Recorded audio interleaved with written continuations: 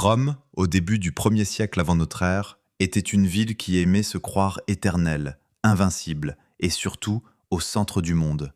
Pourtant, sous cette façade de grandeur, elle respirait une agitation presque nerveuse, comme un cœur battant trop vite dans une poitrine trop étroite. Les rues n'étaient pas les larges avenues ordonnées que l'on pourrait imaginer en pensant à une capitale impériale. Elles serpentaient, grimpaient, se croisaient dans un désordre ancien, héritage de siècles de constructions improvisées. Dans certains quartiers, les maisons semblaient s'appuyer les unes sur les autres comme des vieillards fatigués, tandis que des foules bruyantes s'y pressaient, mêlant marchands, esclaves, sénateurs pressés et enfants criards. Au centre de cette agitation, le forum offrait un contraste saisissant.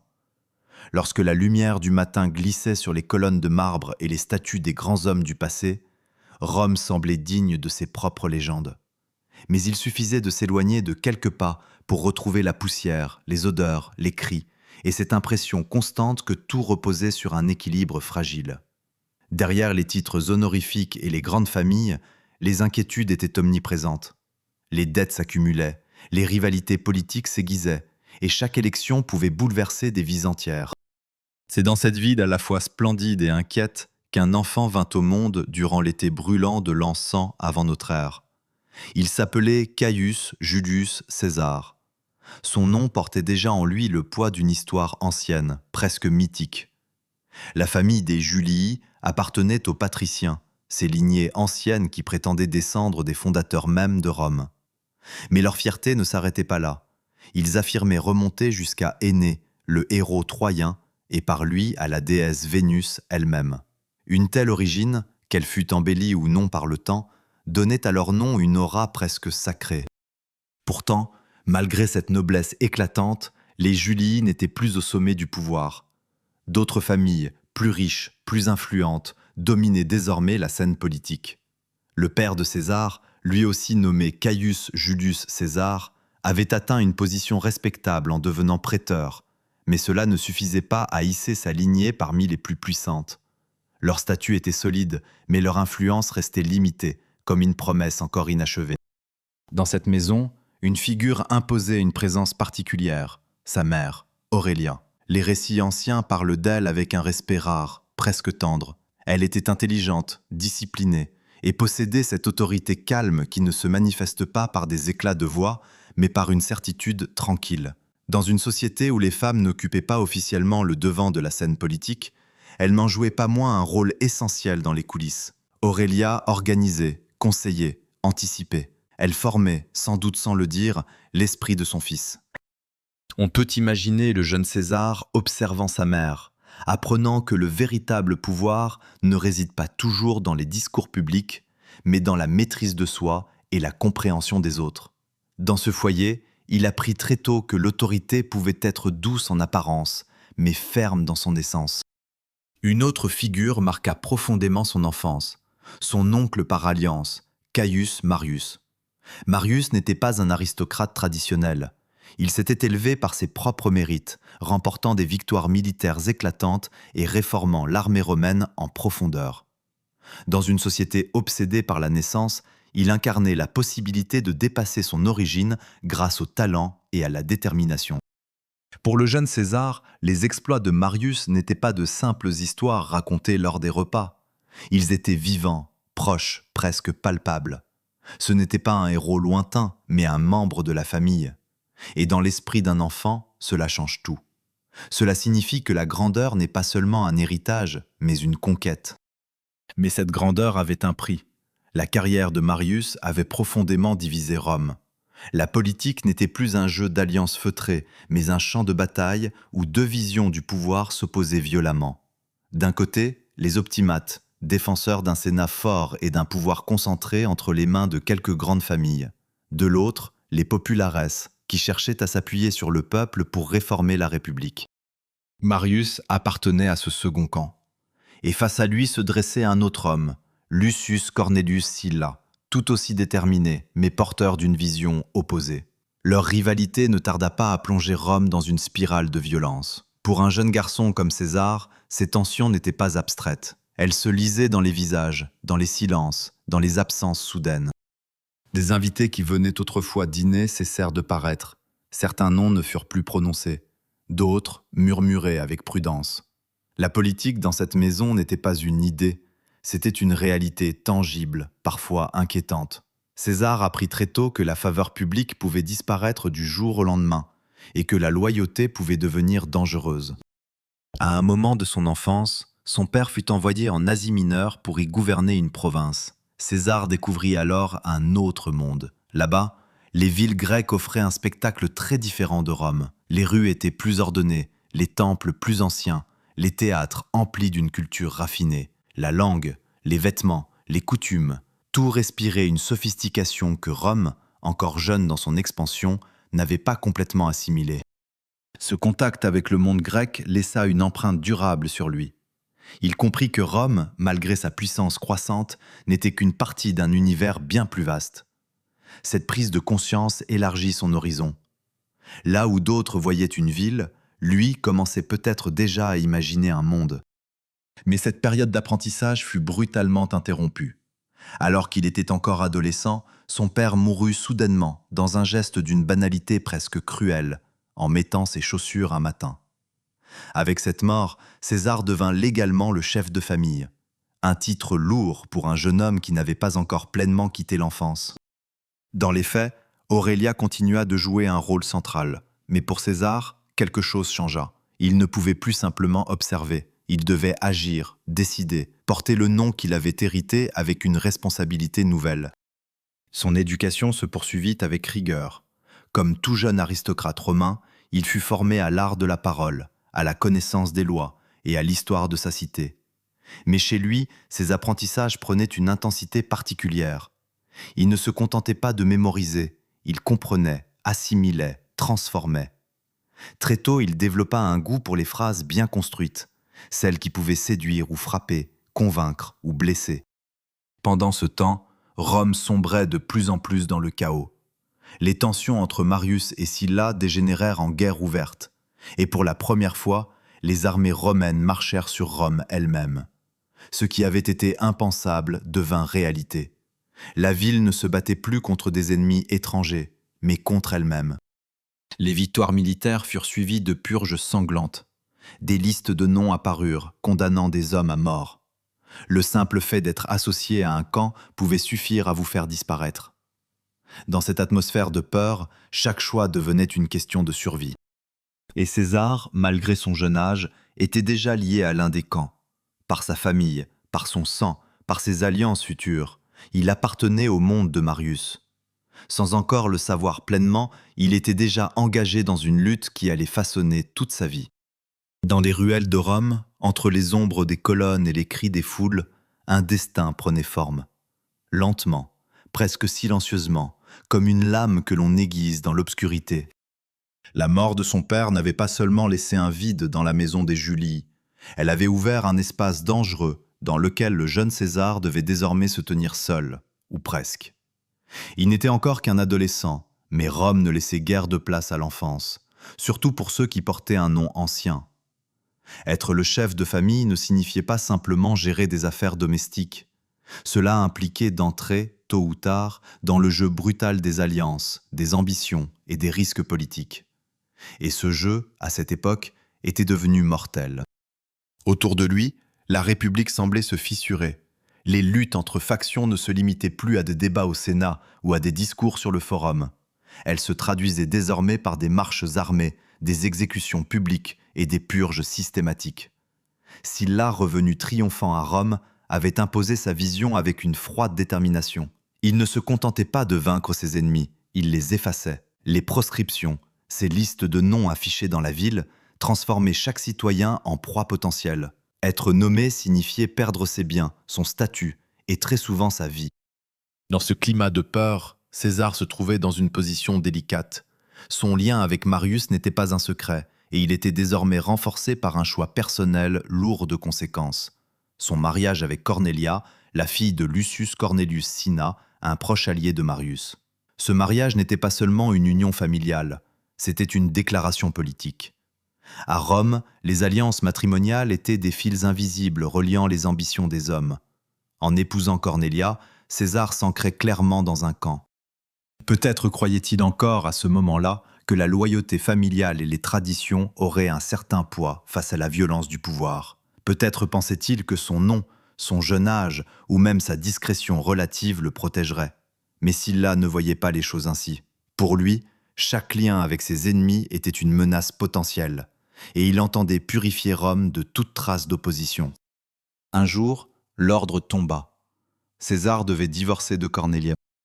La demande était simple en apparence, presque administrative. Mais derrière cette exigence se cachait une réalité implacable. Obéir signifiait survivre, désobéir revenait à défier un homme qui détenait alors un pouvoir quasi absolu. Beaucoup, dans des situations similaires, avaient cédé. Ils avaient répudié leurs épouses, abandonné leurs alliances, choisi la sécurité au prix de leur honneur. César refusa.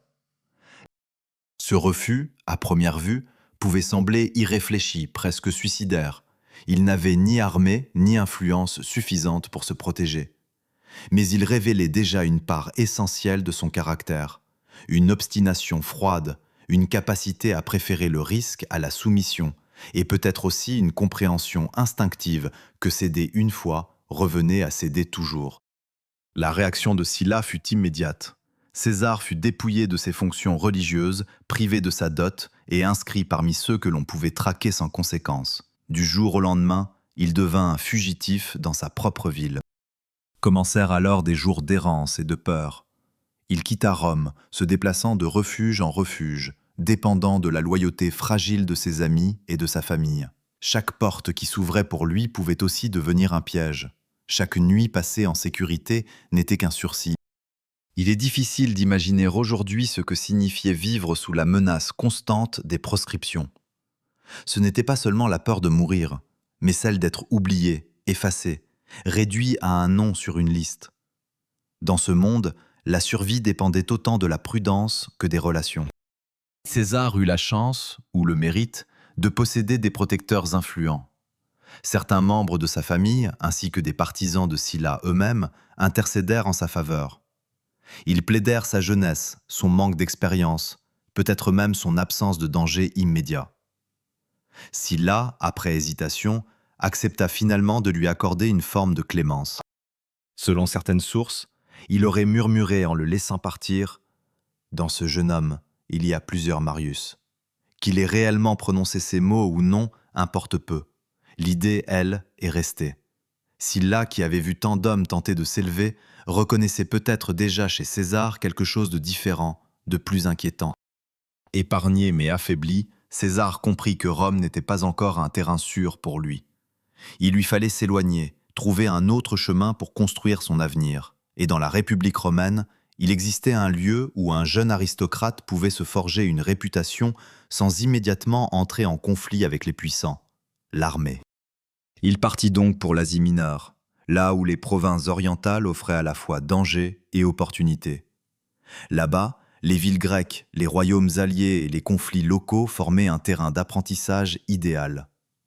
C'était un monde différent de Rome, mais tout aussi politique, où chaque décision pouvait renforcer ou ruiner une carrière. Dans ce nouveau cadre, César trouva rapidement sa place.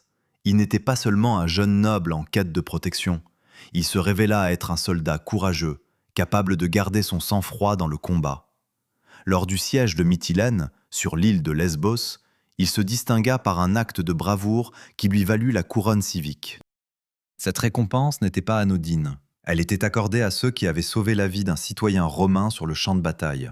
Mais au-delà de l'honneur, elle conférait un prestige durable. Celui qui la portait était reconnu comme un homme ayant risqué sa vie pour Rome elle-même. C'était un symbole puissant, visible et profondément respecté. César, sans doute, comprit immédiatement la valeur de ce symbole. Ce n'était pas seulement un souvenir de bravoure, mais un élément de son identité publique en construction. À Rome, chaque détail comptait. Chaque signe, chaque distinction pouvait être utilisée pour renforcer une image, pour convaincre, pour séduire. Durant cette période, il passa également du temps à la cour du roi Nicomède de Bithynie. Là encore, il découvrit un autre aspect du pouvoir. Contrairement à Rome, où l'autorité était partagée, disputée et souvent instable, les cours orientales fonctionnaient autour d'un centre unique, le roi. Tout gravitait autour de lui, les faveurs, les alliances, les intrigues. César observa attentivement ce monde.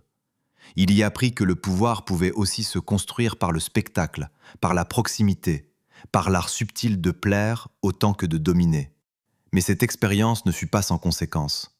À Rome, ses ennemis ne tardèrent pas à transformer son séjour en sujet de moquerie, insinuant qu'il avait été trop proche du roi.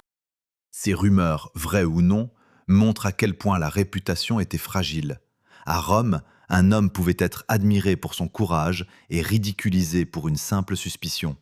César apprit sans doute à ses dépens que chaque geste, chaque relation pouvait être interprété, déformé, utilisé. Lorsque Sylla mourut, la situation politique se détendit légèrement. Le climat de terreur s'apaisa, même si les tensions restaient profondes. Pour César, cela signifiait une chose: il pouvait revenir à Rome. Mais il n'était plus le jeune homme fragile qui avait fui la ville. Il revenait avec une expérience, des distinctions, et surtout une compréhension plus fine du monde dans lequel il allait évoluer. Il avait vu la guerre, la cour, la peur et le pouvoir sous différentes formes. Et surtout, il avait survécu. Dans une république où tant d'hommes prometteurs avaient été brisés avant même d'avoir commencé, cela seul était déjà une victoire. Mais pour César, survivre n'était pas un objectif, ce n'était qu'un début. Quelque chose en lui, nourri par les épreuves, semblait désormais orienté vers un horizon plus vaste. Il ne voulait pas seulement participer à la vie politique de Rome, il voulait la transformer. Et bientôt, il allait trouver une scène à sa mesure.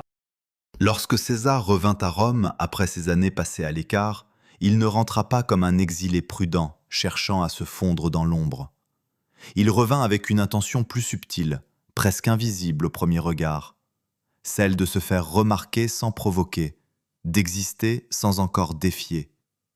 Rome, malgré l'accalmie relative qui avait suivi la mort de Sylla, restait un terrain instable où chaque parole pouvait devenir une arme et chaque ambition un danger. Il choisit donc une voie qui, en apparence, relevait davantage de la justice que de la conquête, les tribunaux. À Rome, les procès n'étaient pas seulement des lieux où l'on jugeait les coupables. Ils étaient des scènes publiques où se jouait la réputation des hommes. Les citoyens s'y rassemblaient en nombre, non seulement pour entendre les faits, mais pour admirer l'art de la parole, pour voir comment un homme pouvait, par la seule force de son discours, renverser une accusation ou enfoncer un adversaire. César comprit très tôt le potentiel de cet espace. Il y apparut comme accusateur dans plusieurs affaires d'extorsion impliquant des gouverneurs corrompus des provinces. Ce choix n'était pas innocent. S'attaquer à des hommes puissants pouvait sembler risqué, mais ces derniers étaient souvent déjà fragilisés par la haine qu'ils suscitaient chez ceux qu'ils avaient exploités. En les attaquant, César se présentait à la fois comme un défenseur de la justice et comme un homme assez audacieux pour défier l'élite. Sa manière de parler surprenait. Elle n'était pas encore celle, parfaitement maîtrisée, des plus grands orateurs comme Cicéron, mais elle possédait une énergie particulière. Ses phrases étaient claires, élégantes et portées par une conviction qui semblait sincère. Il ne cherchait pas seulement à convaincre, il cherchait à marquer les esprits. Et dans une ville où des dizaines d'hommes tentaient chaque jour de se faire entendre, être mémorable était déjà une forme de pouvoir.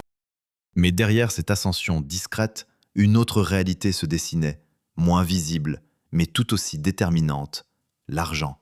À Rome, la politique était un théâtre coûteux: organiser des procès, soutenir des alliés, entretenir des relations, offrir des repas. Tout cela exigeait des ressources considérables. César, bien que noble, ne possédait pas la fortune des plus grandes familles. Il dépensait pourtant sans compter. Ce n'était pas de l'imprudence, du moins pas entièrement. C'était un pari. Il investissait dans son avenir, convaincu que la popularité acquise aujourd'hui pourrait être transformée en pouvoir demain. Mais chaque dépense était aussi une dette, et chaque dette un lien supplémentaire qui l'attachait à ses créanciers. Lentement, presque imperceptiblement, il construisait non seulement une réputation, mais aussi un réseau d'obligations. Conscient cependant que son talent oratoire pouvait encore être affiné, César décida de suivre le chemin emprunté par tant d'hommes ambitieux avant lui, se rendre dans le monde grec pour étudier l'art de la rhétorique à sa source. Son objectif était clair: atteindre un niveau qui lui permettrait non seulement de rivaliser avec les meilleurs, mais de les dépasser. Il choisit l'île de Rhodes, réputée pour ses écoles d'éloquence, et notamment pour un maître respecté, Apollonius Molon, qui avait déjà formé Cicéron lui-même. Le voyage semblait être une simple étape dans sa formation, presque une formalité dans le parcours d'un jeune aristocrate prometteur. Mais le monde, comme César l'avait déjà appris, ne se pliait pas toujours aux plans les mieux tracés. Au large des côtes d'Asie mineure, alors que la mer semblait paisible et le voyage sans danger, son navire croisa la route d'hommes qui vivaient en dehors des lois de Rome, des pirates. À cette époque, la Méditerranée orientale en était infestée. Ils attaquaient les navires, capturaient leurs passagers et exigeaient des rançons. Rome, occupée par ses propres conflits, n'avait pas encore réussi à éradiquer cette menace. L'attaque fut rapide, brutale, sans véritable suspense. Le navire de César, comme tant d'autres, fut pris. Les pirates montèrent à bord, maîtrisèrent l'équipage et sélectionnèrent leurs prisonniers avec une efficacité froide. César, jeune aristocrate accompagné d'un petit groupe, fut immédiatement identifié comme une prise de valeur. Pour la plupart des hommes, un tel moment aurait marqué le début d'une peur profonde, d'une soumission résignée. Mais César, une fois encore, réagit d'une manière qui défiait les attentes. Lorsque les pirates fixèrent sa rançon à 20 talents d'argent, une somme déjà considérable, il éclata de rire.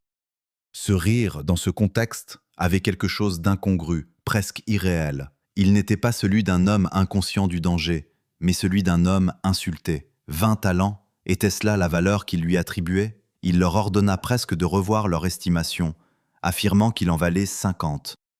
Les pirates, amusés ou intrigués, acceptèrent.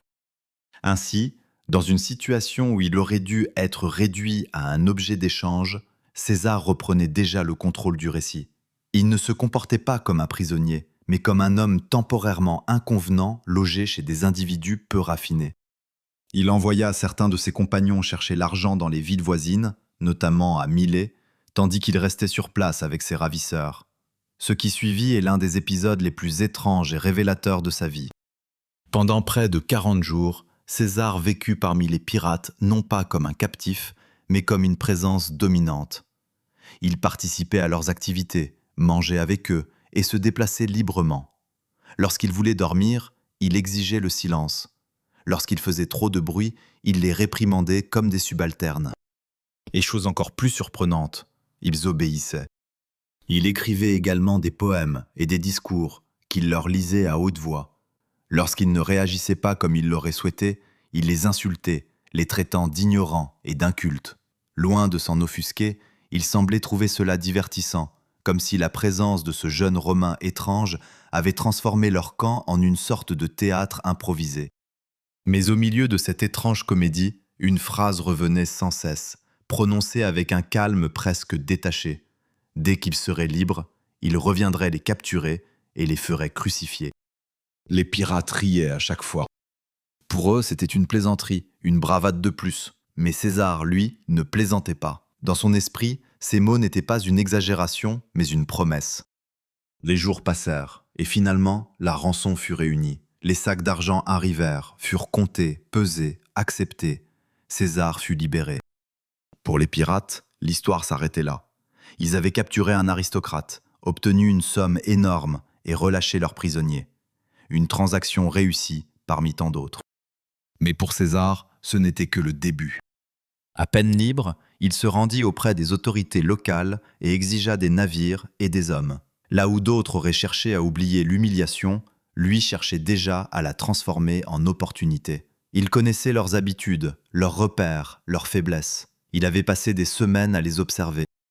Avec une petite flotte improvisée, il retourna vers l'île où il avait été détenu. L'attaque fut rapide, presque inévitable. Les pirates, pris par surprise, furent capturés. Le trésor, y compris la rançon, fut récupéré. Restait la question de leur sort. César se tourna vers le gouverneur local, lui demandant de les faire exécuter. Mais celui-ci hésita, invoquant des procédures, des délais, peut-être des considérations politiques. Cette hésitation irrita profondément César. Sans attendre davantage, il prit la décision lui-même. Les pirates furent crucifiés, comme il l'avait promis. Cependant, dans un geste qui révèle une complexité troublante, il ordonna qu'on leur tranche la gorge avant l'exécution, leur évitant ainsi les longues souffrances de la crucifixion. Une forme de clémence, ou peut-être simplement une manière de se percevoir comme juste, même dans la vengeance. Cet épisode, raconté et répété dans tout le monde romain, contribua à forger une image nouvelle de César. Il n'était plus seulement un jeune noble ambitieux, il était un homme capable de transformer une situation de faiblesse en démonstration de force, un homme qui promettait et qui tenait parole, quelles qu'en soient les conséquences. Lorsqu'il reprit enfin son voyage vers Rhodes, il n'était plus le même. Derrière son désir de perfectionner son éloquence se cachait désormais une certitude plus profonde. Le monde n'était pas un ordre stable à respecter, mais une matière à modeler. Et lui déjà commençait à en comprendre des règles. Lorsqu'il arriva enfin à Rhodes, après ces semaines qui auraient pu briser un homme moins singulier, César ne portait aucune trace visible de traumatisme. Il ne se présenta pas comme une victime rescapée d'une épreuve, mais comme un étudiant parmi d'autres, animé d'une ambition tranquille. Pourtant, derrière cette apparente normalité, quelque chose s'était durci en lui, comme si l'expérience des pirates avait poli une facette plus froide de son caractère. Rhodes était alors un centre intellectuel d'une rare intensité. Ses écoles de rhétorique attiraient les esprits les plus prometteurs du monde romain. On y étudiait non seulement la structure des discours, mais aussi l'art de persuader, de séduire, de dominer un auditoire par la seule force des mots. Dans les salles ouvertes aux brises marines, les élèves répétaient des plaidoyers imaginaires, débattaient de questions morales et apprenaient à moduler leur voix comme un instrument. Sous la direction d'Apollonius Molon, César trouva un maître à la hauteur de ses attentes. Molon n'enseignait pas seulement des techniques, il exigeait une discipline de pensée, une clarté presque implacable. Il apprenait à ses élèves à couper dans leurs propres phrases, à éliminer le superflu, à rendre chaque mot nécessaire. Pour César, qui possédait déjà un sens naturel de la formule, cet apprentissage fut décisif. Jour après jour, il s'exerça, répétant, corrigeant, affinant. Il comprit que la parole, à Rome, était une arme aussi puissante qu'une légion. Un discours bien construit pouvait renverser une accusation, calmer une foule ou déclencher une tempête. Et contrairement aux armes, elle ne laissait pas de traces visibles. Le soir, lorsque les leçons se terminaient, il lui arrivait sans doute de raconter son aventure avec les pirates. On imagine les regards étonnés de ses camarades, leurs rires incrédules face à cet homme qui avait exigé une rançon plus élevée pour lui-même, qui avait insulté ses ravisseurs et tenu parole jusqu'au bout.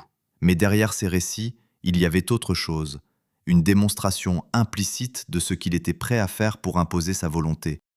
Rhodes lui offrit ce qu'il était venu chercher, la maîtrise. Mais elle confirma aussi ce qu'il savait déjà confusément. Il n'était pas destiné à rester dans l'ombre des autres. Il ne voulait pas seulement parler avec éloquence, il voulait que ses paroles façonnent le monde. Après un temps passé sur l'île, il sentit l'appel de Rome devenir irrésistible. Là-bas, dans le tumulte des assemblées et les intrigues du Sénat, se jouait le véritable théâtre du pouvoir. Rhodes n'était qu'une étape, une préparation. Le moment était venu de revenir. Lorsqu'il rentra, Rome n'avait pas changé en apparence. Les rues étaient toujours bruyantes, le forum toujours animé, et les ambitions toujours aussi nombreuses. Mais pour César, tout semblait différent. Il ne regardait plus la ville comme un jeune homme cherchant sa place. Il la voyait comme un terrain à conquérir. Ses premières fonctions officielles furent modestes. Il occupa des postes qui, aux yeux du grand public, n'avaient rien de spectaculaire. Mais ces rôles lui permirent d'observer de près le fonctionnement de l'État, d'apprendre les rouages de l'administration et surtout de se faire connaître dans les cercles influents. Il servit notamment comme tribun militaire, une position qui le rapprochait des soldats et des réalités du commandement. Là encore, il apprit. Il observa comment les hommes réagissaient à l'autorité, comment la discipline pouvait être maintenue et comment la loyauté se gagnait. Ce n'était pas encore le commandement d'une armée, mais c'en était l'apprentissage discret. Parallèlement, il continua à s'impliquer dans la vie politique, se rapprochant des partisans des réformes qui cherchaient à limiter les restrictions imposées par Sylla. Il ne se lançait pas encore dans des affrontements directs avec le Sénat, mais il avançait prudemment, choisissant ses positions avec soin. En l'an 69 avant notre ère, il franchit une étape importante. Il fut élu questeur. Cette fonction, bien que considérée comme le premier échelon du cursus honorum, lui ouvrait les portes du Sénat. Il était désormais officiellement membre de l'élite politique romaine. Son affectation l'envoya en Hispanie, une province éloignée, rude, où Rome imposait son autorité avec plus ou moins de succès. Là-bas, loin du tumulte de la capitale, il se confronta à une autre réalité du pouvoir, celle de l'administration quotidienne, des décisions concrètes, des problèmes locaux. Il géra des finances, supervisa des ressources et observa comment les décisions prises à Rome se traduisaient dans la vie des populations provinciales. Ce n'était pas un rôle glorieux, mais il était essentiel.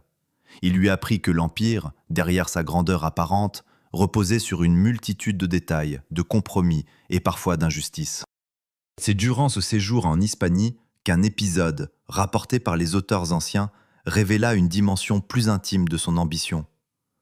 Dans un temple dédié à Héraclès, il se trouva face à une statue d'Alexandre le Grand. Le conquérant macédonien, mort jeune après avoir soumis un empire immense, incarnait l'idéal ultime de gloire. César s'arrêta devant cette image.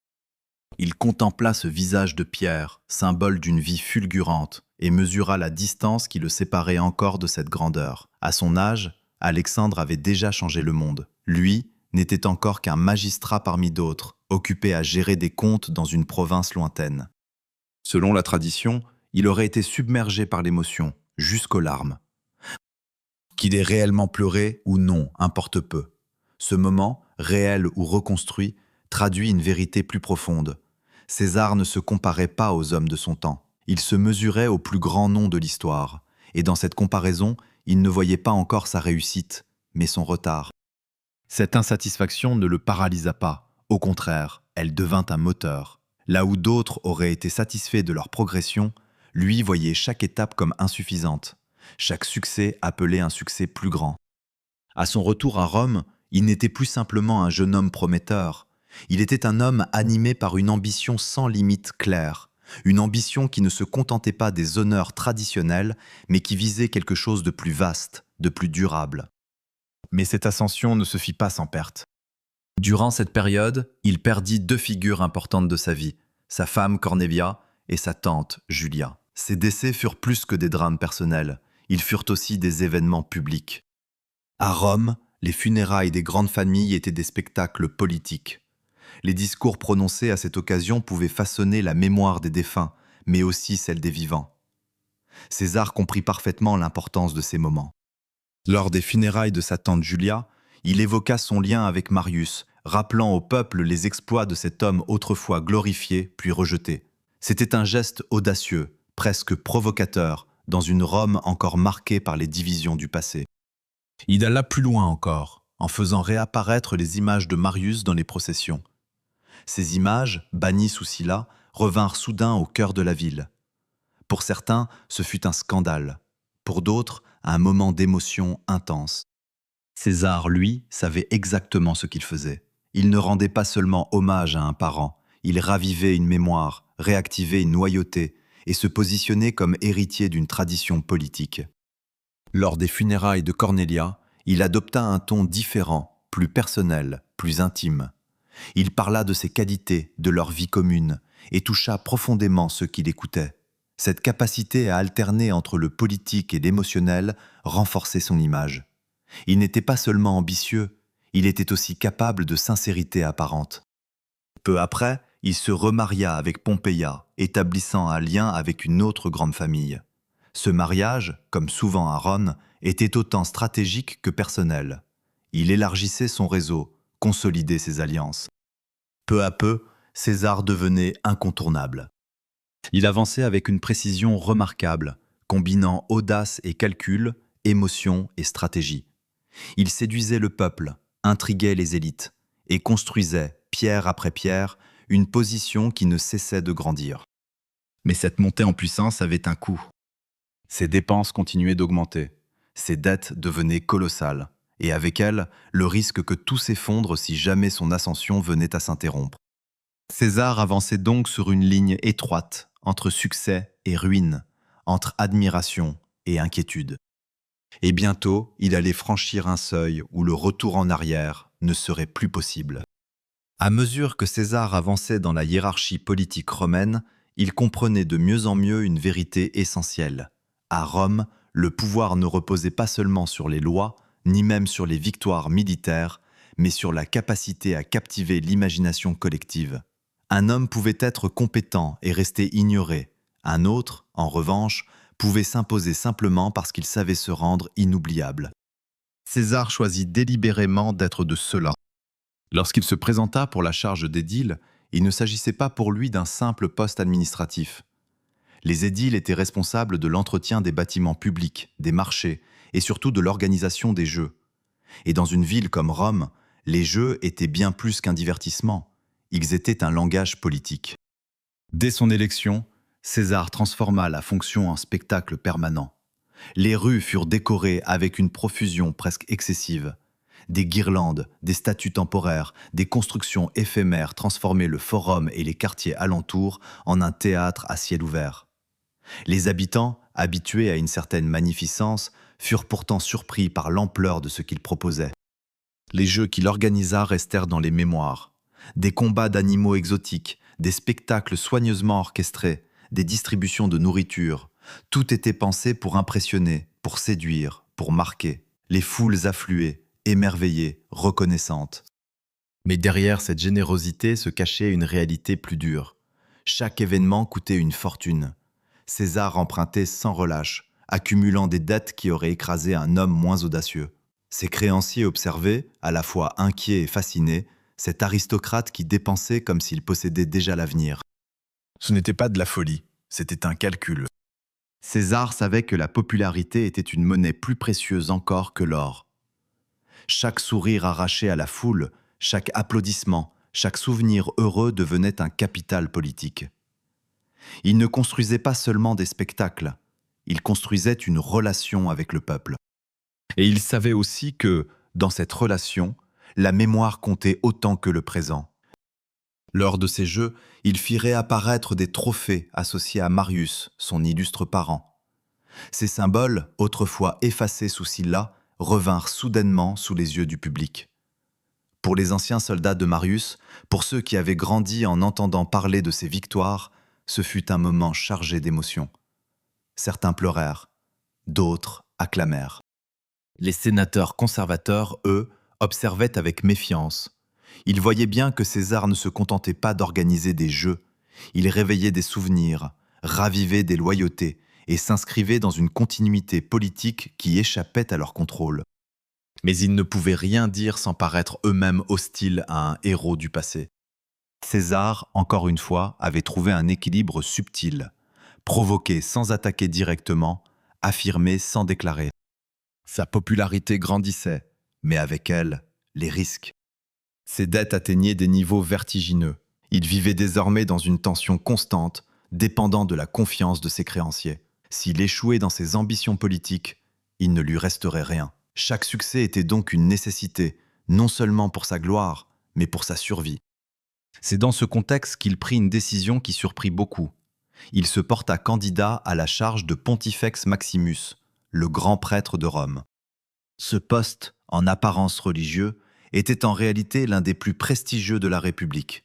Il offrait une résidence officielle au cœur du forum et une influence durable sur la vie publique.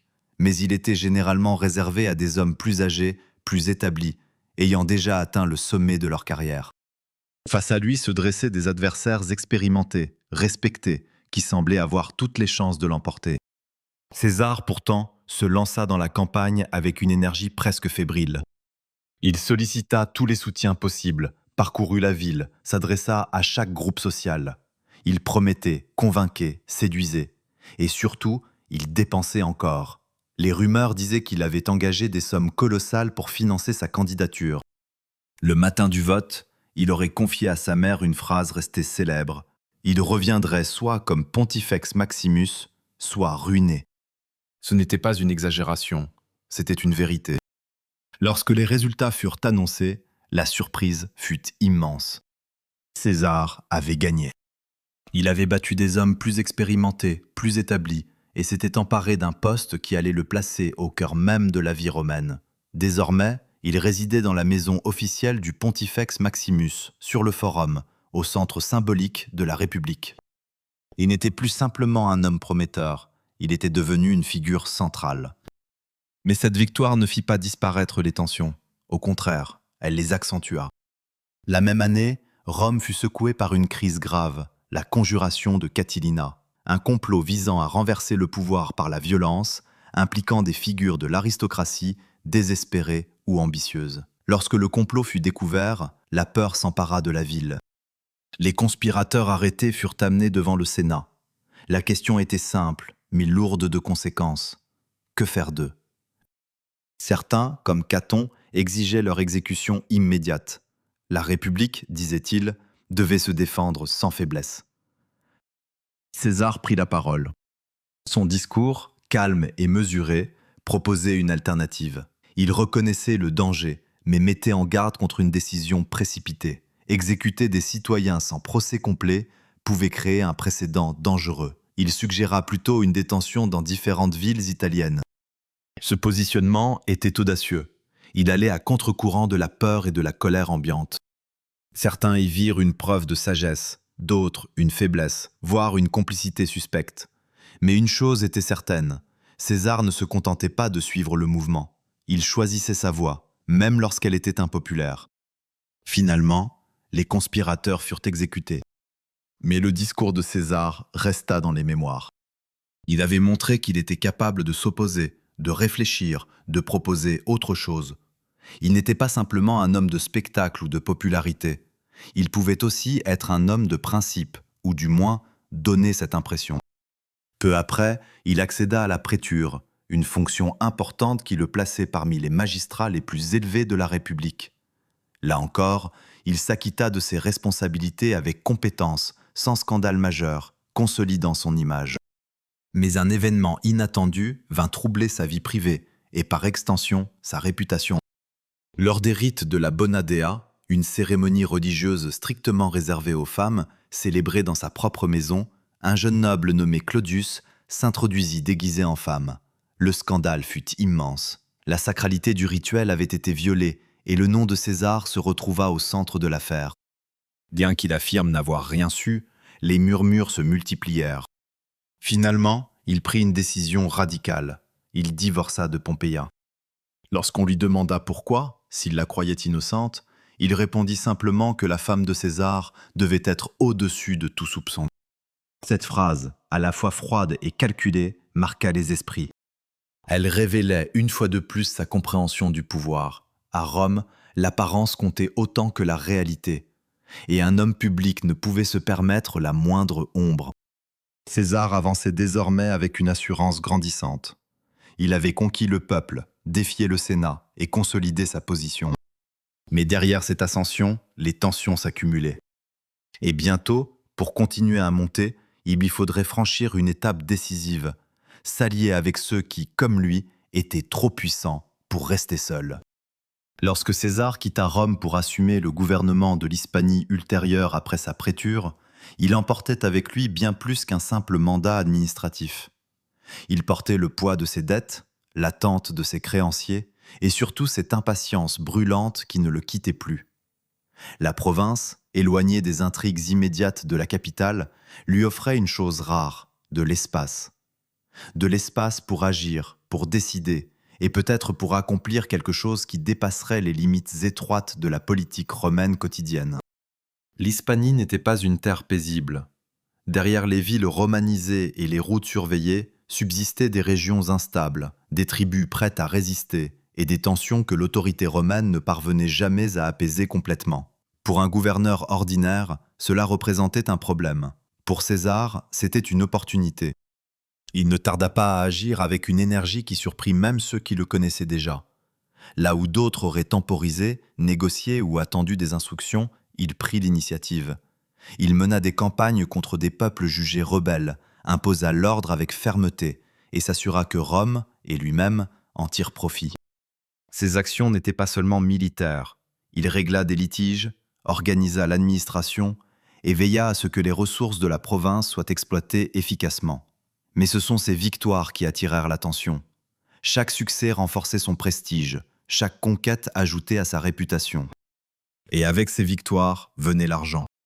Les campagnes militaires permettaient d'obtenir du butin, des tributs et parfois des contributions volontaires des populations locales. César, sans être exceptionnellement brutal dans ce domaine, ne se priva pas de ses ressources. Il avait besoin d'argent et il le savait. Ses dettes à Rome étaient toujours là, comme une ombre constante. Peu à peu, il commença à redresser sa situation financière.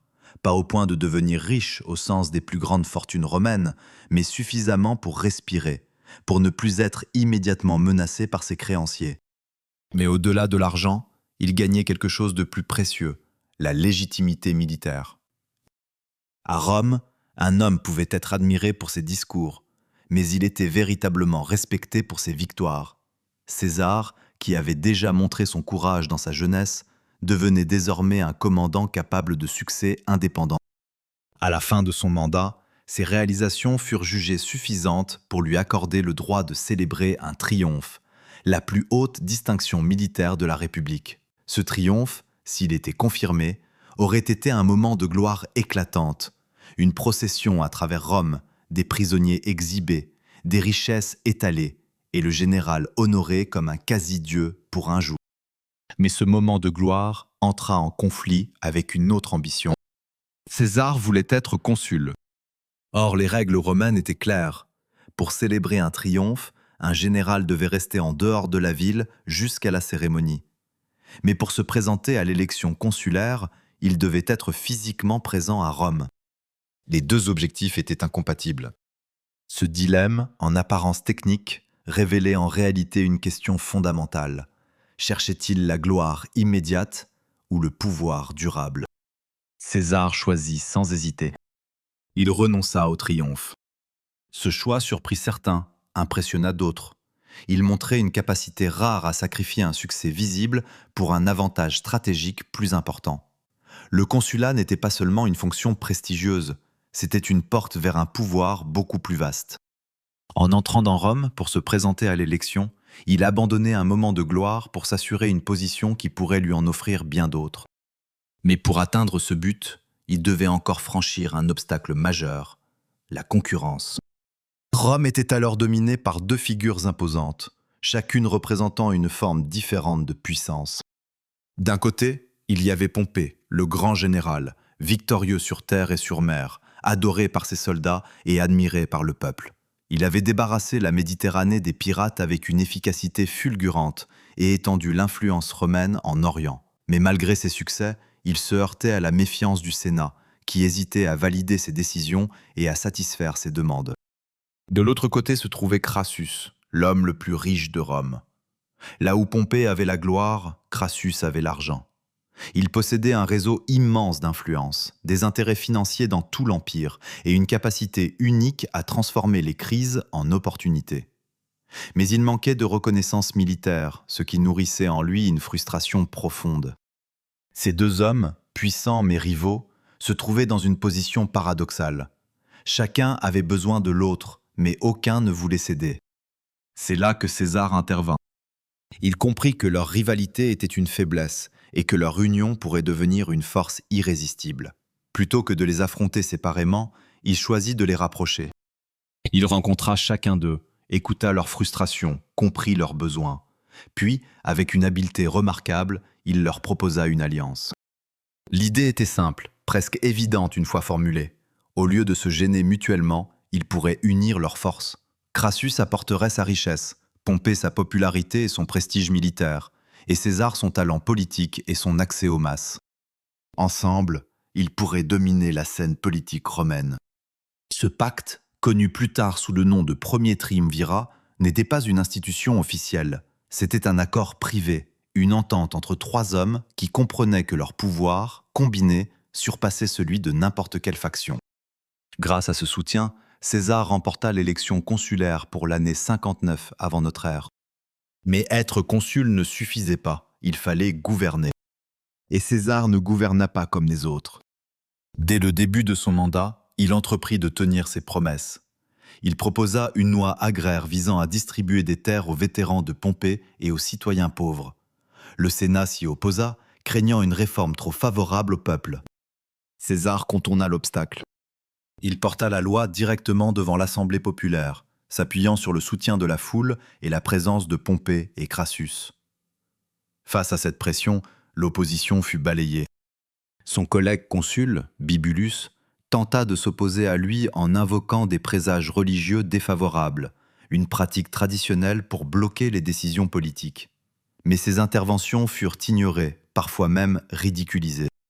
À tel point que les Romains commencèrent à dire que l'année n'était pas celle de César et Bibulus, mais celle de Jules et César, comme si un seul homme occupait les deux postes.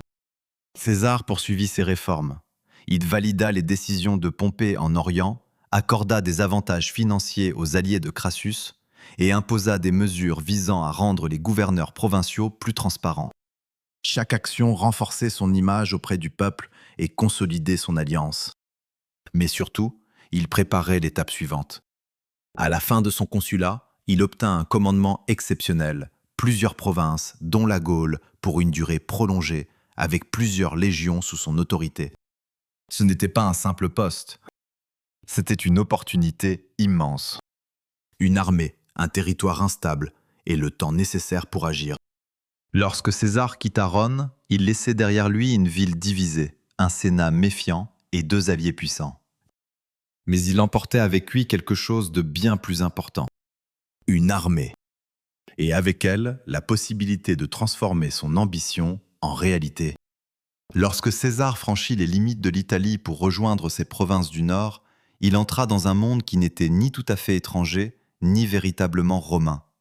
La Gaule, telle que les Romains la concevaient, n'était pas une entité unifiée, mais un vaste ensemble de peuples, de tribus, de langues et de rivalités anciennes.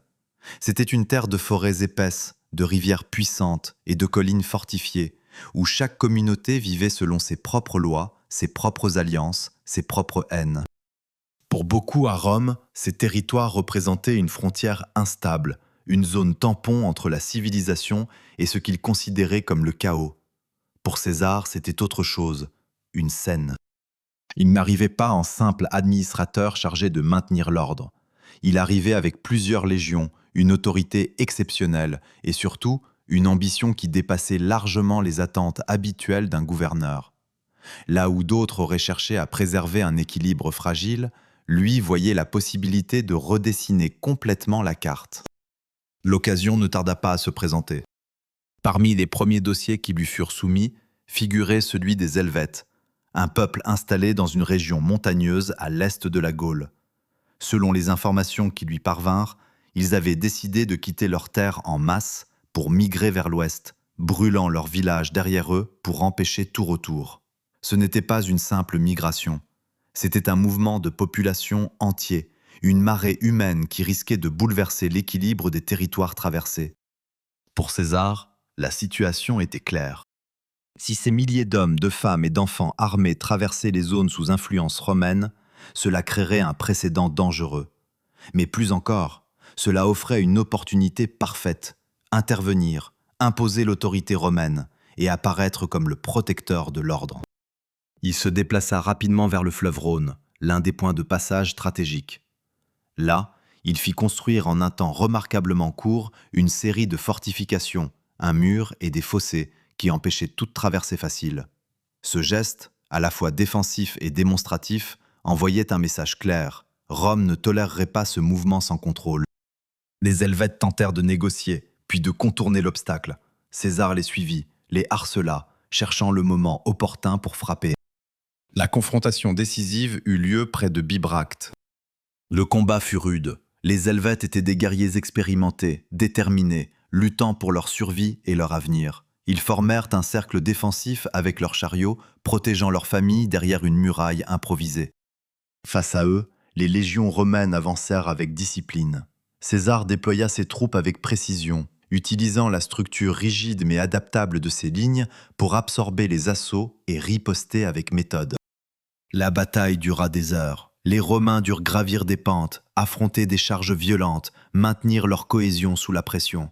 Mais peu à peu, leur organisation prit le dessus. Les Helvètes furent vaincus. César ne se contenta pas de cette victoire. Il poursuivit les survivants, imposa des conditions strictes et surtout leur ordonna de retourner sur leur terre d'origine. Ce choix n'était pas anodin.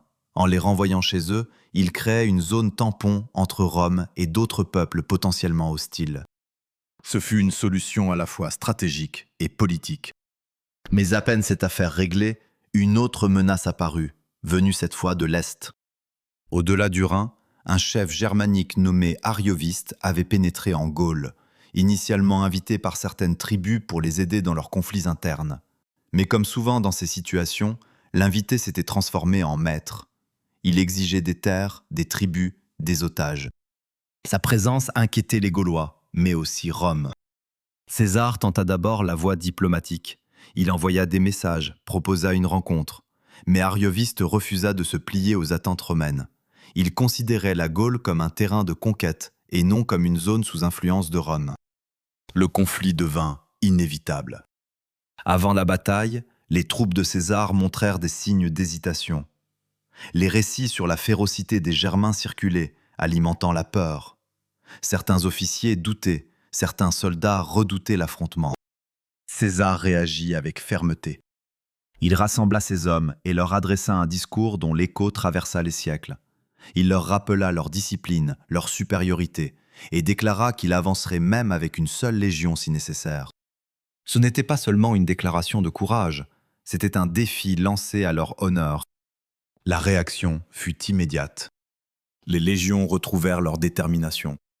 La bataille qui suivit fut violente, chaotique. Les Germains chargèrent avec une énergie brutale, cherchant à briser les lignes romaines par la force pure. Mais une fois le choc initial absorbé, la discipline romaine fit la différence. César déplaça ses réserves avec précision, renforçant les points faibles, exploitant les ouvertures. Peu à peu, les Germains furent repoussés, puis dispersés. Arioviste lui-même s'enfuit, traversant le Rhin avec les restes de ses forces. Cette victoire eut un impact immense. Elle montrait que César n'était pas seulement capable de gérer des crises locales, mais qu'il pouvait affronter et vaincre des menaces extérieures majeures. Elle renforçait son autorité auprès des Gaulois, qui comprenaient désormais que Rome, à travers lui, était une force dominante. Mais surtout, elle marquait le début d'une transformation plus profonde. César n'était plus simplement un gouverneur. Il devenait un conquérant. Et avec chaque victoire, il écrivait non seulement l'histoire de la Gaule, mais aussi la sienne.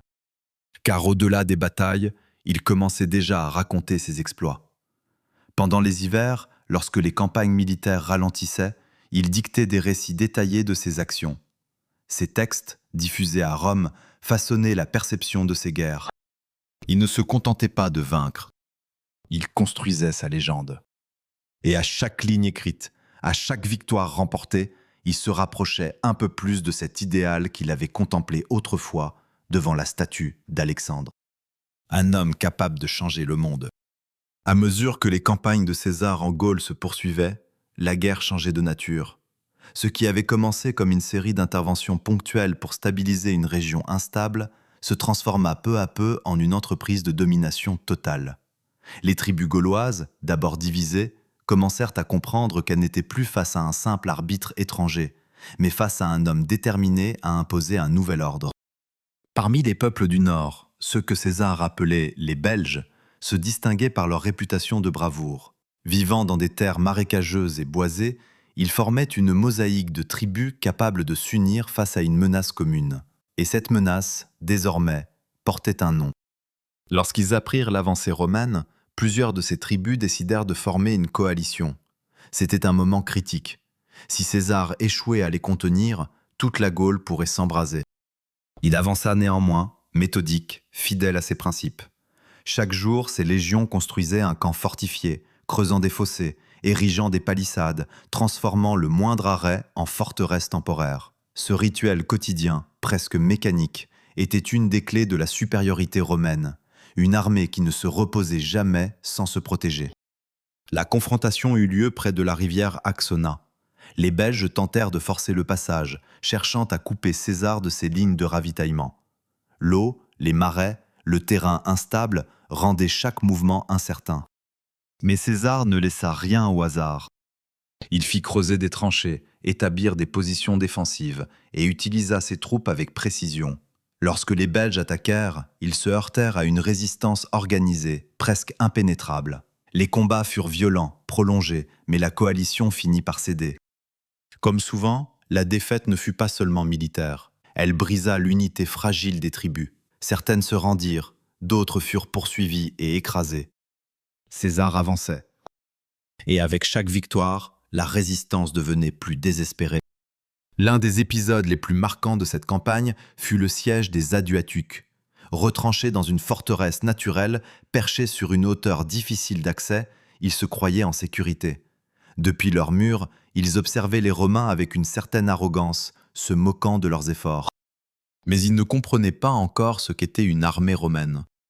César fit construire des rampes, des tours de siège, des structures avancées qui semblaient, aux yeux des défenseurs, presque irréelles. Lentement, méthodiquement, les machines romaines s'approchèrent des murs. Lorsque les Aduatuques comprirent que leur position n'était plus tenable, ils tentèrent une sortie nocturne. Ce fut un échec. La forteresse tomba. Les survivants furent réduits en esclavage, dispersés. Le message était clair. Résister jusqu'au bout ne garantissait ni l'honneur ni la survie. Mais la guerre ne se limitait pas à la terre. Sur la côte atlantique, les Vénètes représentaient un défi d'un autre genre.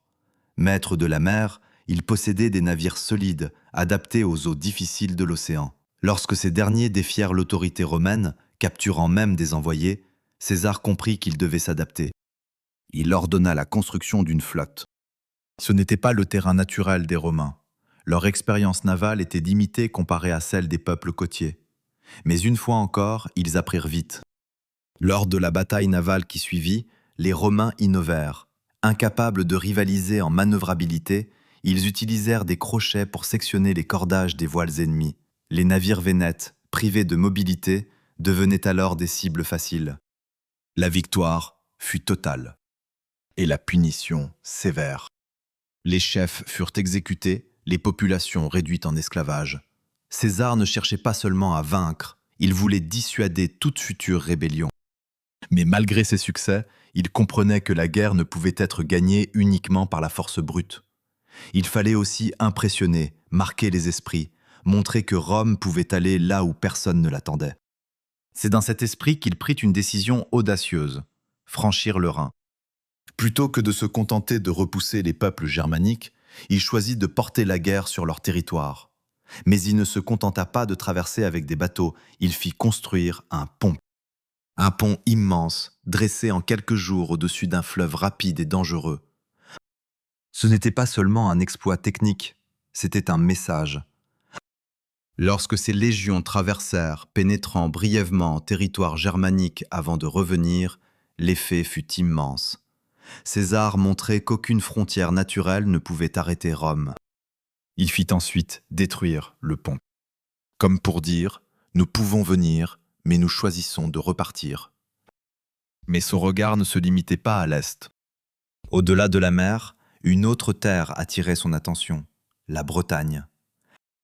Ce territoire, enveloppé de mystères pour les Romains, n'était connu que par des récits fragmentaires. Certains Gaulois y trouvaient refuge, certains échanges commerciaux y avaient lieu, mais aucune armée romaine ne s'y était encore aventurée. Pour César, c'était une opportunité. Non seulement il pouvait punir ceux qui soutenaient ses ennemis, mais il pouvait aussi accomplir quelque chose d'inédit. La première expédition fut difficile. Les conditions maritimes étaient imprévisibles, les plages défendues par des guerriers déterminés. Les légionnaires, hésitant à débarquer sous le feu ennemi, durent être encouragés par l'exemple de leurs porte-enseignes qui se jetèrent dans l'eau. Le combat fut confus, incertain. Mais César parvint à établir une présence. Une tempête endommagea ensuite ses navires, le forçant à écourter son séjour. Mais l'essentiel était fait. Il était allé là où aucun Romain n'était allé. L'année suivante, il revint, mieux préparé. Il avança plus loin, obtint des soumissions, observa les coutumes locales. Mais il ne chercha pas à conquérir durablement. La Bretagne restait un objectif symbolique, plus qu'un territoire à intégrer. Pendant ce temps, en Gaule, la tension montait. Les peuples soumis commençaient à ressentir le poids de la domination romaine. Les impôts, les réquisitions, la présence constante des légions alimentaient un ressentiment profond. Et bientôt, ce ressentiment allait trouver une voie. Une voie capable d'unir ce que César avait divisé. À mesure que les années passaient, la Gaule ne ressemblait plus à cette terre fragmentée que César avait trouvée en arrivant. Les routes militaires sillonnaient désormais les territoires. Les camps romains s'étaient multipliés, et partout, la présence de Rome se faisait sentir, dans les impôts, dans les otages exigés, dans les décisions imposées aux chefs locaux. En surface, l'ordre semblait régner. Mais sous cette apparente stabilité, une colère lente, profonde, prenait racine. César, de son côté, poursuivait sa méthode avec une constance implacable. Durant les hivers, il dispersait ses légions dans différents territoires, installant des quartiers divers au cœur même des régions récemment soumises. Stratégiquement, c'était efficace. Cela permettait de surveiller plusieurs zones à la fois et d'intervenir rapidement en cas de trouble. Mais pour les peuples gaulois, c'était une intrusion permanente, presque une occupation.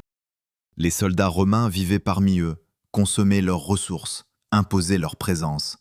Et peu à peu, le sentiment d'humiliation grandissait. La première grande fissure dans cet ordre fragile apparut chez les Éburons, sous la conduite d'un chef nommé Ambiorix. Contrairement à d'autres, il ne se contenta pas de résister frontalement. Il choisit la ruse. Il approcha les commandants romains Sabinus et Cotta, installés dans leur camp d'hiver avec une histoire soigneusement construite. Une grande coalition, disait-il, était en marche. Une armée immense, prête à écraser les Romains isolés. Par amitié, il leur conseillait de quitter leur camp et de rejoindre une position plus sûre. Le piège était parfait. Sabinus, inquiet, fut convaincu. Cotta, plus prudent, hésita. Mais dans l'incertitude, la peur l'emporta. Ils décidèrent de partir. La colonne romaine s'ébranla, longue, vulnérable, encombrée de bagages. Et c'est dans une vallée étroite où les hauteurs dominaient la route que l'attaque survint. Les Gaulois surgirent de tous côtés. Des projectiles pleuvaient, les lignes romaines se disloquaient, incapables de se déployer correctement dans un terrain aussi contraint. Le combat devint rapidement chaotique. Sabinus tenta de négocier, espérant sauver ses hommes. Il fut tué. Cotta, refusant de céder, mourut en combattant. La légion fut anéantie. Ce fut un choc immense. Pour la première fois, une force romaine entière avait été détruite non pas dans une grande bataille, mais dans une embuscade, par la ruse et la connaissance du terrain. La nouvelle se répandit comme une traînée de poudre, alimentant l'espoir chez certains, la peur chez d'autres. Dans un autre camp, celui de Quintus Cicéron, frère du célèbre orateur, la situation devint rapidement critique. Les tribus environnantes, encouragées par le succès d'Ambiorix, assiégèrent la position. Mais cette fois, les Romains ne tombèrent pas dans le piège. Ils tinrent. Jour après jour, ils résistèrent aux assauts, construisant des défenses, réparant les brèches, survivant dans des conditions de plus en plus difficiles. La faim, la fatigue, la peur, tout pesait sur eux, mais ils tenaient, portés par une discipline presque inhumaine. Des messagers furent envoyés, de nuit, à travers les lignes ennemies. Certains furent capturés, d'autres réussirent. L'un d'eux atteignit César. La réaction de ce dernier fut immédiate.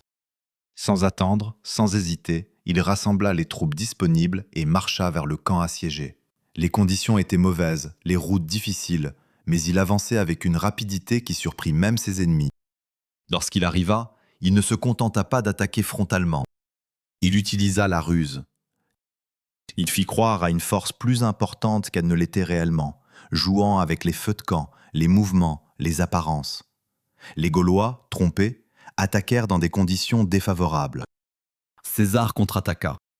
La victoire fut rapide, décisive. Le siège fut levé, les survivants furent sauvés. Mais pour César, cela ne suffisait pas. La trahison d'Ambiorix exigeait une réponse. Ce qui suivit fut une campagne de représailles d'une brutalité méthodique. Les terres des Éburons furent ravagées, les villages détruits, les récoltes brûlées, le bétail saisi. Les tribus voisines furent encouragées à participer au pillage. Ambiorix, lui, échappa à la capture, disparaissant dans les forêts. Mais son peuple fut dispersé, brisé. César ne cherchait pas seulement à punir, il voulait envoyer un message.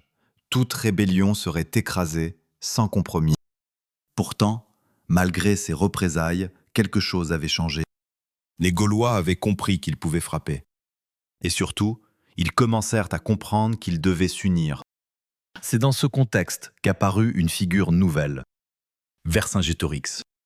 Jeune noble arverne, il ne correspondait pas à l'image habituelle des chefs gaulois divisés et impulsifs. Il avait une vision. Il comprenait que la force de Rome ne résidait pas seulement dans ses légions, mais dans la division de ses ennemis. Il proposa donc l'inverse, l'unité. Au début, il fut rejeté, même par les siens. Son projet semblait trop radical, trop risqué, mais il persista. Il rassembla des partisans, prit le pouvoir dans sa tribu et lança un appel. Peu à peu, les réponses arrivèrent. Des tribus rejoignirent son mouvement, attirées par l'idée d'une résistance collective. Pour la première fois, la Gaule cessait d'être une somme de peuples pour devenir, au moins temporairement, une cause commune. Vercingétorix ne se contenta pas de rassembler. Il imposa une discipline stricte. Et surtout, il adopta une stratégie radicale, la terre brûlée.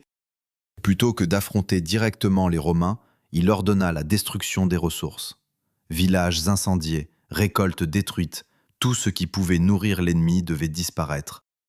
C'était une décision terrible. Elle signifiait sacrifier ses propres terres pour affaiblir l'envahisseur.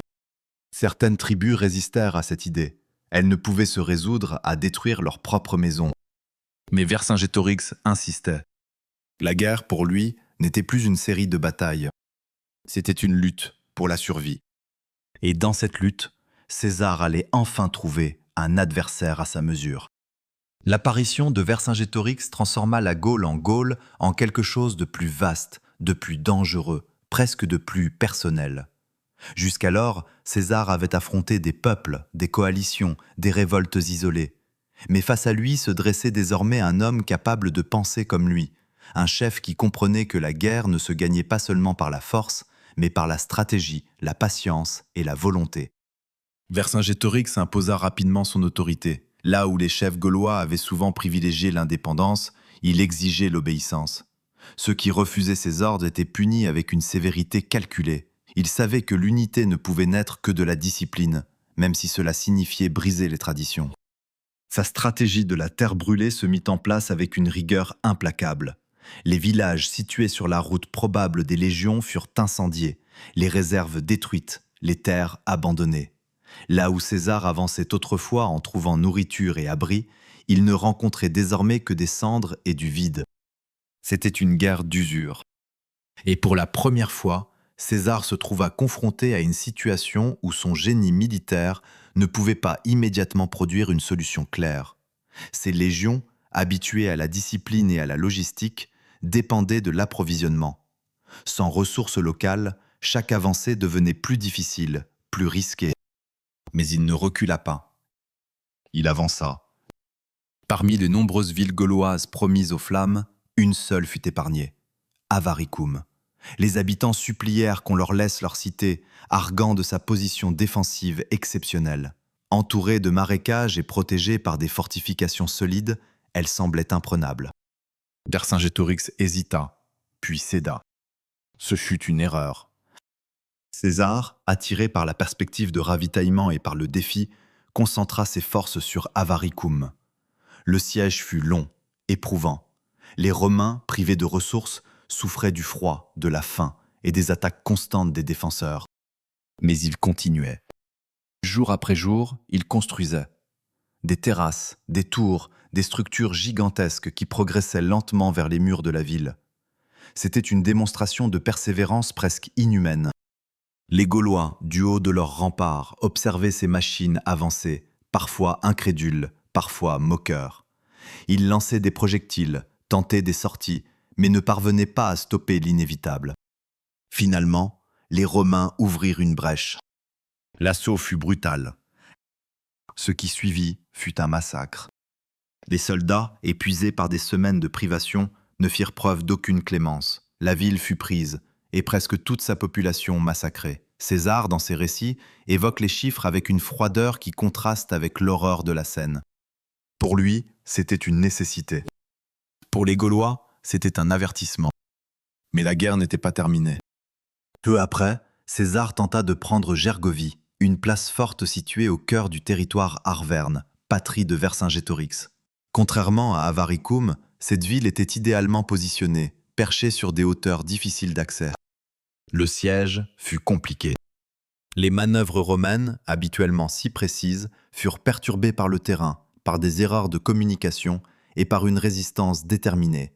À un moment critique, une attaque mal coordonnée entraîna une confusion dans les rangs romains. Les Gaulois en profitèrent. Des légions furent repoussées.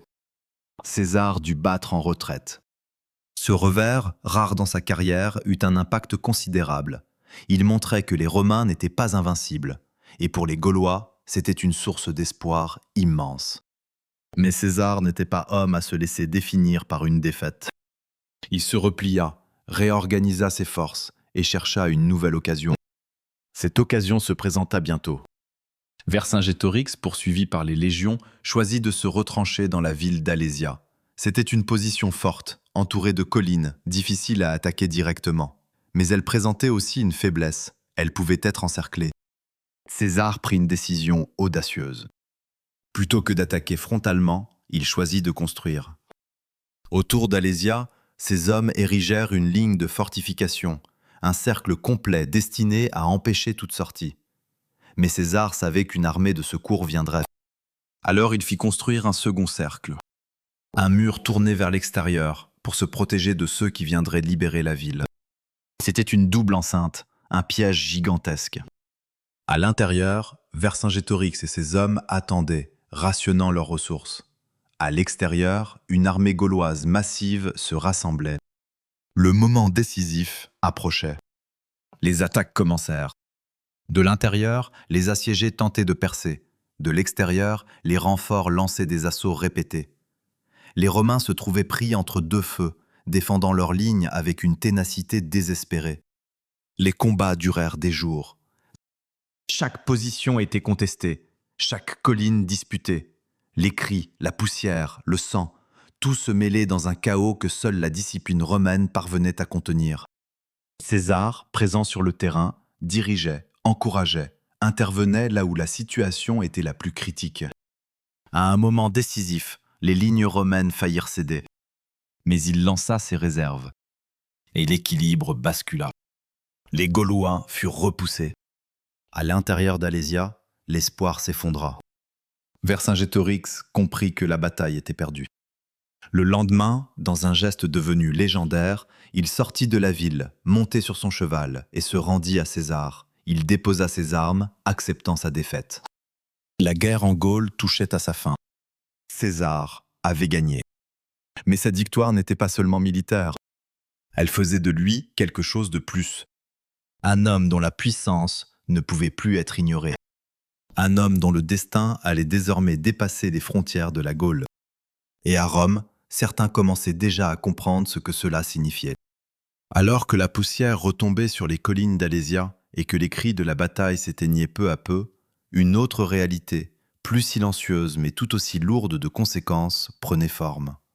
La Gaule était vaincue, brisée dans son élan d'unité, ses chefs capturés ou soumis, ses terres désormais ouvertes à l'ordre romain. Mais César, lui, n'était pas simplement sorti victorieux d'une guerre, il avait changé d'échelle. Pendant près d'une décennie, il avait commandé des armées, conquis des territoires immenses, accumulé richesses et loyauté. Ses soldats, endurcis par des campagnes incessantes, lui étaient profondément attachés. Il ne voyait plus seulement en lui un général, il était devenu leur chef, leur guide, presque leur destin. Et à Rome, loin des champs de bataille, cette transformation inquiétait. Au début, les nouvelles venues de Gaule avaient été accueillies avec admiration. Chaque victoire élargissait les frontières de la République. Chaque rapport de César, soigneusement rédigé, nourrissait l'imagination du peuple. Les récits de ponts construits en quelques jours, de peuples soumis, de terres lointaines explorées, tout cela renforçait son prestige. Mais avec le temps, l'admiration se teinta de crainte. Car César ne revenait pas. Il restait en Gaule, prolongeant son commandement, accumulant du pouvoir. Et plus il restait loin, plus il devenait difficile à contrôler. Dans les couloirs du Sénat, les discussions changeaient de ton. Certains sénateurs, autrefois indifférents ou même favorables à ses succès, commençaient à se demander ce qu'il adviendrait lorsqu'un homme doté d'une telle armée déciderait de revenir. Parmi eux, une figure se détachait, Pompée. Autrefois allié de César, lié à lui par des intérêts communs et même par un mariage, celui avec Julia, la fille de César, Il se trouvait désormais dans une position délicate. Tant que cette alliance familiale existait, elle servait de pont, de lien humain entre deux ambitions immenses. Mais ce lien se brisa. Julia mourut. Sa mort ne fut pas seulement une tragédie personnelle. Elle eut un effet politique immédiat. Elle effaçait ce qui restait de douceur entre César et Pompée, laissant place à une rivalité plus froide, plus directe. À partir de ce moment, les relations changèrent. Pompée, resté à Rome, se rapprocha progressivement du Sénat, notamment des conservateurs qui voyaient en César une menace croissante. Il devint peu à peu le défenseur de l'ordre établi, celui qui pourrait contenir l'ambition de son ancien allié. Pendant ce temps, un autre pilier de l'équilibre politique disparaissait. Crassus, parti en Orient pour chercher la gloire militaire qui lui manquait, trouva la mort lors de la désastreuse bataille de Car. Son armée fut écrasée, ses légions anéanties, et lui-même tué dans des circonstances humiliantes. Avec sa disparition, le triumvirat s'effondrait. Ce qui avait été une alliance à trois devenait un face-à-face. D'un côté, César, en Gaule, à la tête d'une armée fidèle. De l'autre, Pompée, à Rome, soutenu par le Sénat. Entre eux, une république fragile, prise dans un étau. À Rome, la situation se détériorait. Les violences de rue se multipliaient. Les rivalités politiques dégénéraient en affrontements physiques. Les institutions semblaient incapables de maintenir l'ordre. Dans ce chaos, le Sénat se tourna vers Pompée. Il fut nommé consul unique, une mesure exceptionnelle, presque un aveu de faiblesse du système. Officiellement, il devait rétablir l'ordre. En réalité, il devenait l'homme le plus puissant de Rome. Pompée adopta alors une posture plus conservatrice. Il renforça ses liens avec les élites sénatoriales, épousa Cornelia, issue d'une grande famille, et s'entoura de conseillers hostiles à César. Peu à peu, les lignes se dessinaient. Et au centre de cette tension se trouvait une question simple, mais explosive. Que devait faire César? Son mandat en Gaule touchait à sa fin. Selon la tradition, il devait abandonner son commandement et revenir à Rome en tant que simple citoyen. Mais cela impliquait une chose, perdre son armée. Et sans son armée, il devenait vulnérable. Ses ennemis n'attendaient que cela. Des accusations pouvaient être portées contre lui, des procès lancés, des condamnations prononcées. Tout ce qu'il avait construit pouvait être détruit en quelques décisions politiques. César le savait. Et il savait aussi que rester en Gaule n'était pas une solution durable. Des négociations eurent lieu, des propositions furent échangées. César se disait prêt à abandonner son commandement, à condition que Pompée fasse de même, une sorte d'équilibre. Mais le Sénat refusa. Pour eux, César devait obéir. La tension monta encore. Des décrets furent votés, exigeant son retour, menaçant de le déclarer ennemi de la République s'il refusait. À ce moment précis, l'histoire se suspendit. César se trouvait à la frontière de l'Italie, près d'une rivière modeste en apparence, mais chargée d'une signification immense, le Rubicon. Cette rivière marquait la limite que les généraux ne devaient pas franchir avec leurs troupes. La traverser en armes, c'était entrer en guerre contre Rome elle-même.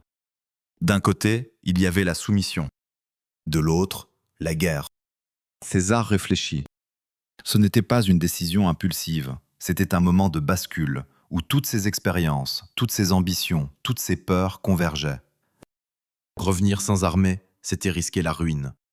Avancer, c'était déclencher une guerre civile. Finalement, il choisit. Il traversa le Rubicon. Avec ce geste, simple en apparence, il brisait un tabou vieux de plusieurs siècles. Il ne revenait plus comme un citoyen, il revenait comme un chef de guerre. La République entrait dans une nouvelle phase. Et César, désormais, ne pouvait plus reculer. Le franchissement du Rubicon ne provoqua pas immédiatement les grandes batailles que l'on pourrait imaginer. Il produisit d'abord quelque chose de plus étrange, presque irréel, un silence inquiet, une onde de choc qui se propagea à travers l'Italie plus vite que n'importe quelle armée. Lorsque la nouvelle atteignit Rome, elle déclencha une panique brutale. Les sénateurs, les magistrats, les riches familles, tous comprirent instantanément ce que cela signifiait. Ce n'était pas une rébellion locale, ni une agitation politique ordinaire, c'était une guerre civile. Et César avançait. Mais ce qui surprit le plus, ce ne fut pas sa progression rapide, ce fut l'absence de résistance. Ville après ville, les portes s'ouvrirent. Les magistrats hésitèrent, puis cédèrent. Les soldats envoyés pour l'arrêter désertèrent ou refusèrent de combattre. La réputation de César, construite au fil des années en Gaule, agissait comme une force invisible. Les hommes savaient qu'il était un commandant victorieux, un chef aimé de ses troupes, et beaucoup ne souhaitaient pas se mesurer à lui. Face à cette avance, Pompée prit une décision difficile. Plutôt que de défendre Rome, il choisit de se retirer. Avec une partie du Sénat et de ses alliés, il quitta l'Italie pour rejoindre la Grèce, où il pourrait rassembler une armée plus importante. C'était une décision stratégique, mais elle avait un coût symbolique immense. Rome, la ville qu'il était censé protéger, était abandonnée. César entra dans la capitale sans combat. Il ne se présenta pas comme un conquérant brutal. Il adopta une attitude mesurée, presque conciliante. Il affirma vouloir restaurer l'ordre, éviter les excès, préserver la République, même si en réalité, celle-ci était déjà profondément transformée. Mais il savait que la guerre n'était pas terminée. Pompée, en Orient, rassemblait ses forces. Il disposait encore de ressources considérables, du soutien de nombreuses provinces et surtout d'une légitimité reconnue par une grande partie de l'aristocratie. Le conflit allait se jouer ailleurs. César partit donc à sa poursuite. La confrontation décisive eut lieu en Grèce, près de la ville de Pharsale.